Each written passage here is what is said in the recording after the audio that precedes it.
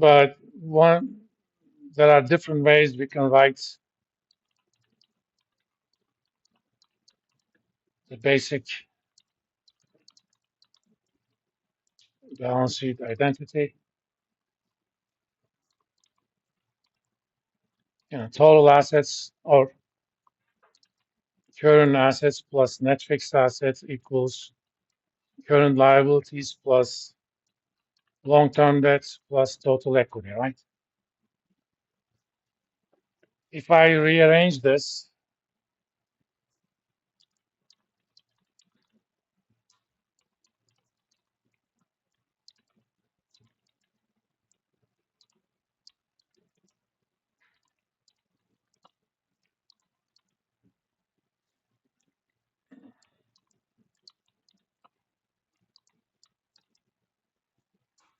if you recognize that the difference between current assets and current liabilities is net working capital, you can actually write it off that way too.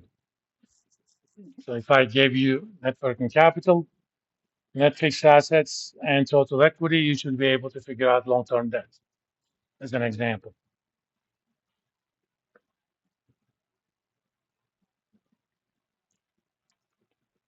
I got about 10 more minutes. Let me kind of introduce uh, income statement a little bit. We'll continue more on that on Monday. Income statement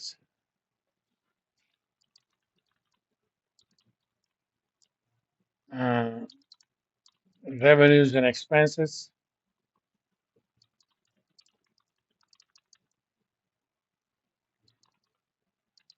that are recognized by GAAP rules.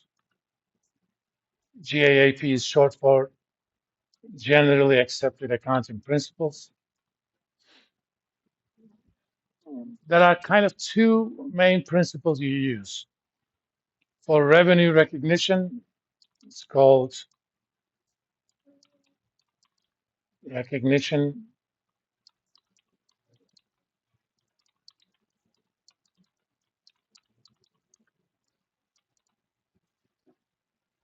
you recognize a sale as revenue if sale amount is uh, determined up to almost certainty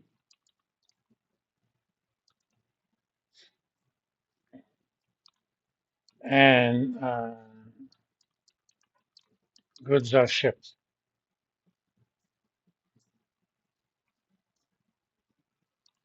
When you order something from Amazon, you may have noticed that your credit card is not actually charged until it's shipped. I mean, they do get authorization. Uh, so if there's no space on your credit card, the sale is not going to happen. But they get an authorization, but actual charge happens on the day it is shipped. Once it's shipped, it's considered the client's property. Until it's shipped, you haven't sold it yet. It doesn't matter that the collection is in cash or is even today. It doesn't have to be cash. It doesn't have to be a transfer to your bank account. It could be that your client is going to pay you in 2 years. Doesn't matter. This is called accrual accounting.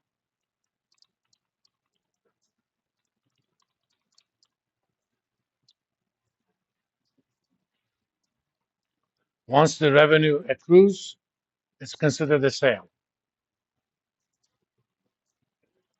We also have something called matching principle. Expenses are recognized uh,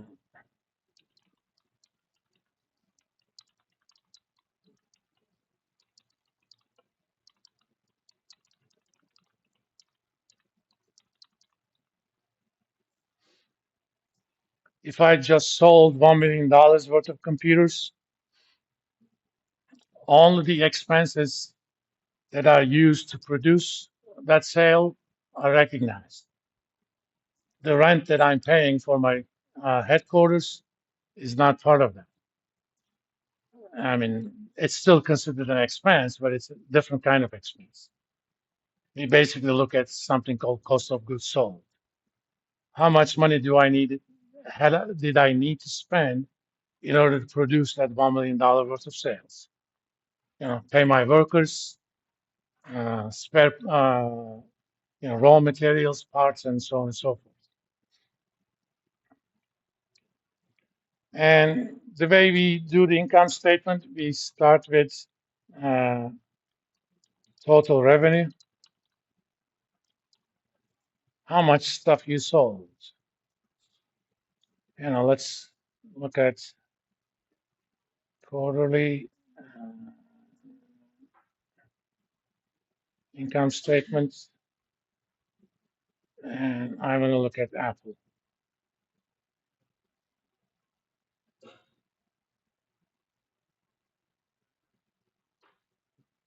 Or let me look at the annual. Apple sold $385 billion worth of stuff in 2023. Or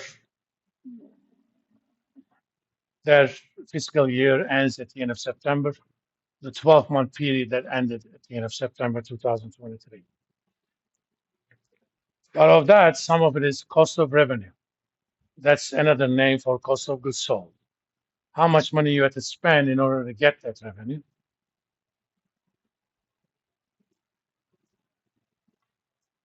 Then you list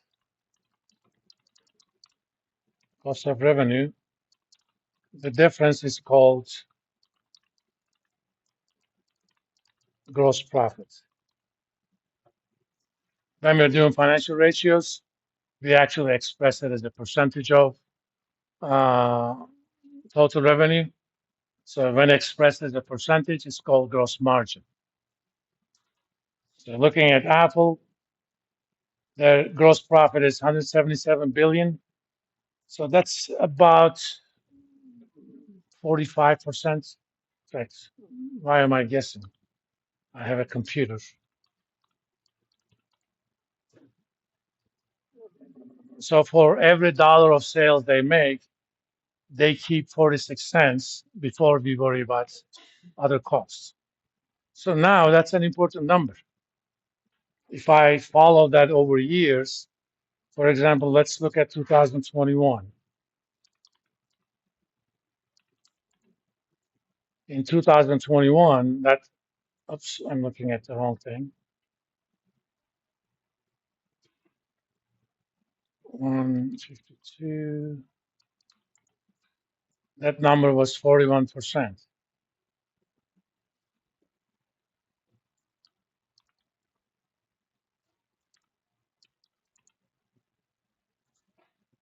It's kind of going up over time. So again, remember, we use financial statements to tell story. Now, just based on that, I can say Apple has more pricing power compared to 4 years ago or 3 years ago. Then we report thing called operating expenses.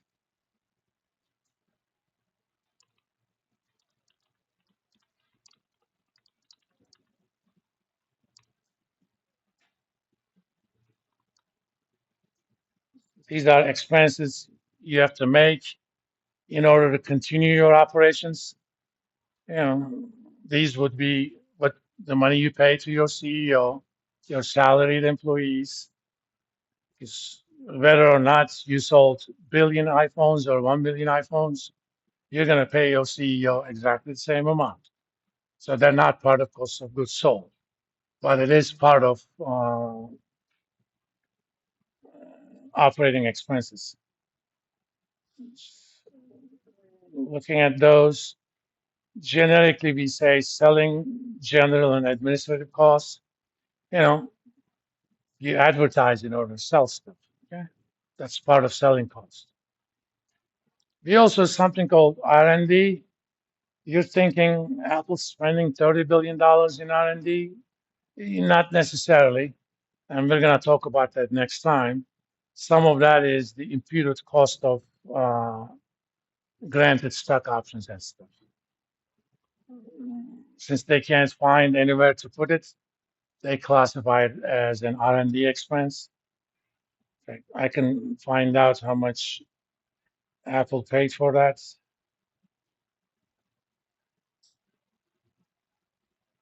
$11 billion of 30 billion is expenses related stock-based compensation. Let's stop here today. On Monday, we're gonna finish up income statement and we're gonna talk about the cash flow concept or the so-called free cash flow, how much cash company is free to distribute, how much of it goes to shareholders, how much of it goes to creditors.